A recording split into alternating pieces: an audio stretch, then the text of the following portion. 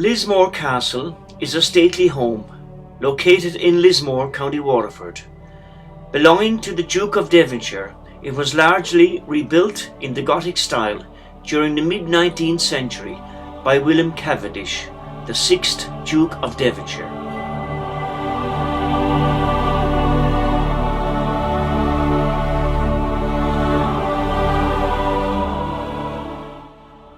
The castle site was originally occupied by Lismore Abbey, an important monastery and seat of learning established in the early 7th century.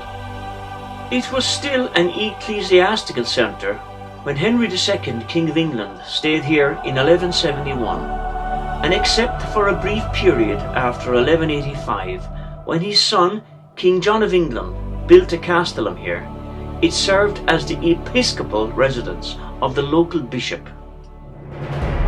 In 1589, Lismore was leased and later acquired by Sir Walter Raleigh. Raleigh sold the property during his imprisonment for high treason in 1602 to another infamous colonial adventurer, Richard Boyle, 1st Earl of Cork. Boyle came to Ireland from England in 1588 with only £27 capital and proceeded to amass extraordinary fortune. After purchasing Lismore, he made it his principal seat and transformed it into a magnificent residence with impressive gable ranges on each side of the courtyard. The castle descended to another Richard Boyle, 4th Earl of Cork and 3rd Earl of Burlington, who was a noted influence of Georgian architecture. Lismore featured in the Cromwellian Wars when, in 1645, a force of Catholic Confederacy commanded by Lord Castlehaven sacked the town and the castle. Some restoration was carried out by Richard Boyle, the 2nd Earl of Cork, to make it habitable, but neither he nor his ancestors lived in Lismore.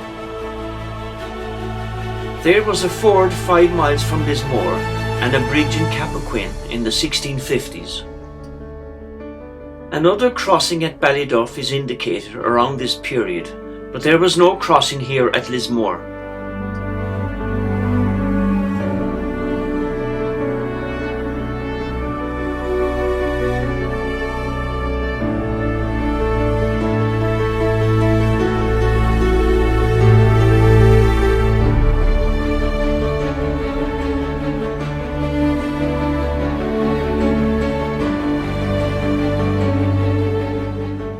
This is in large attributed to the diminished importance of Lismore after it was burned in 1645.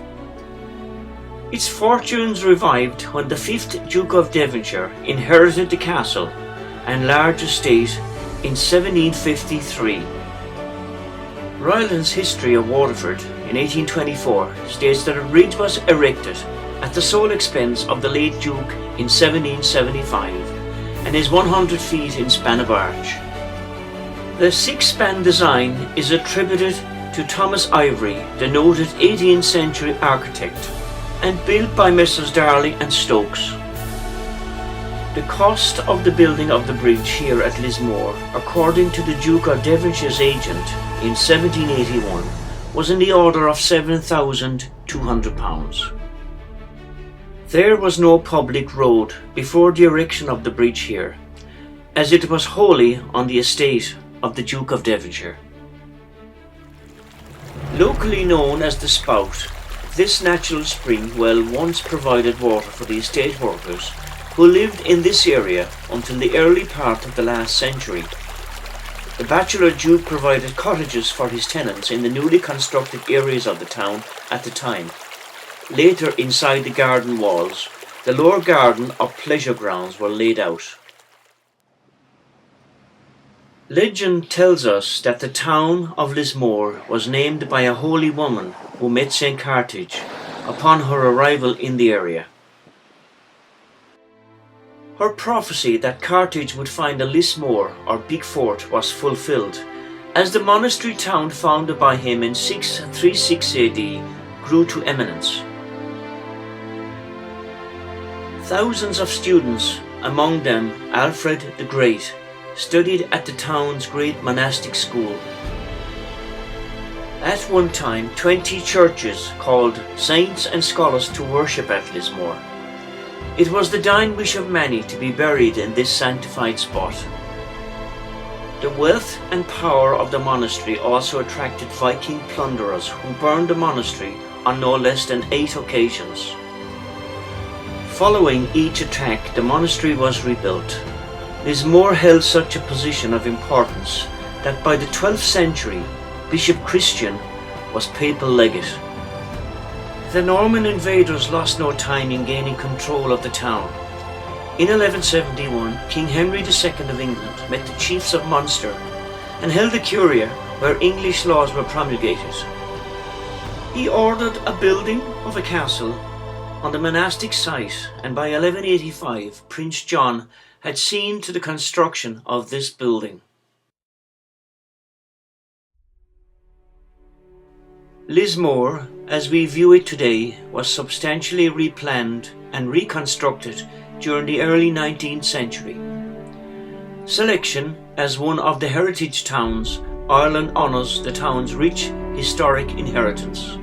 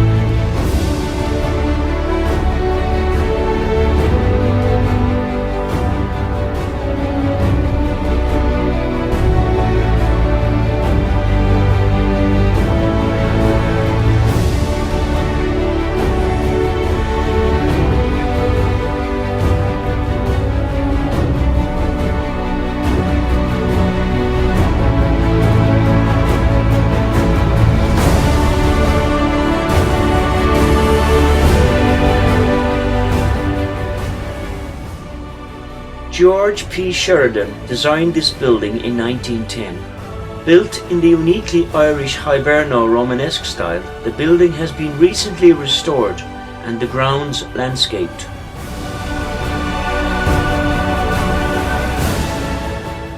The houses along this street were built about 1820 and are typical of the homes provided by the Duke of Devonshire for his tenants.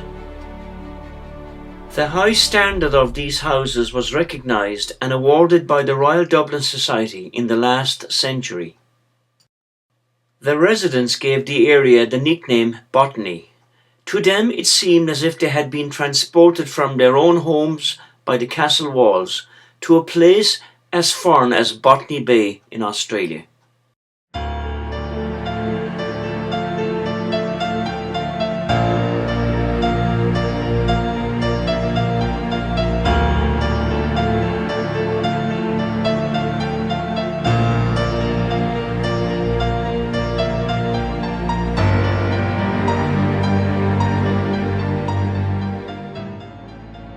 King Edward VII, the second child and eldest son of Queen Victoria and her German husband Prince Albert, was born in 1841. 25 days later he was created Prince of Wales, but he had to wait nearly 60 years before succeeding to the throne of the United Kingdom, including Ireland and its vast empire.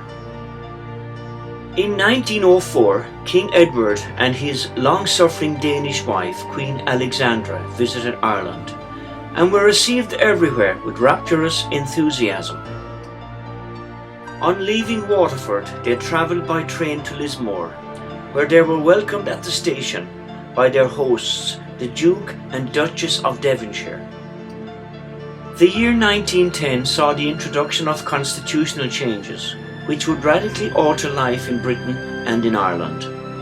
In the midst of these, the king died suddenly. The brief Edwardian era was over. The Lismore workhouse was built between 1839 and 1842 and had accommodation for 500 paupers. Within a few years of opening, it was overwhelmed by the catastrophe of the Great Famine. At one stage, there were more than 700 inmates, most of them starving and disease-ridden. Owing to defects in the building, rain poured through the walls, and the stinking privies overflowed. An auxiliary workhouse had to be opened at Tallow. As the 19th century wore on, the poor law became more and more bitterly resented as a degrading system imposed on it by an alien government. One of the first acts of the Free State government was to abolish it.